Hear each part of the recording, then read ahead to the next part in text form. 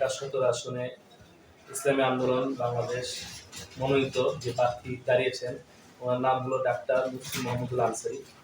উনি অনেক যোগ্য প্রার্থী এবং আমাদের ঢাকা ১৭ আসনে যতজন প্রার্থী আছে শিক্ষাগত যোগ্যতার দিক দিয়ে বিবেচনা করলে উনি সকলের ঊর্ধ্বে আছেন এবং একজন ভালো আলেম, ধার্মিক এবং একজন ডাক্তার।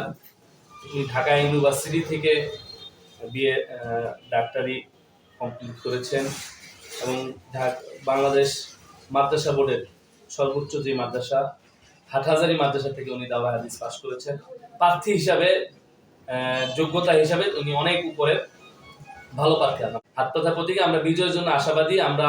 আমরা এই আশা রাখি যে আমরা এই আসনে বিজয় হব ইনশাআল্লাহ।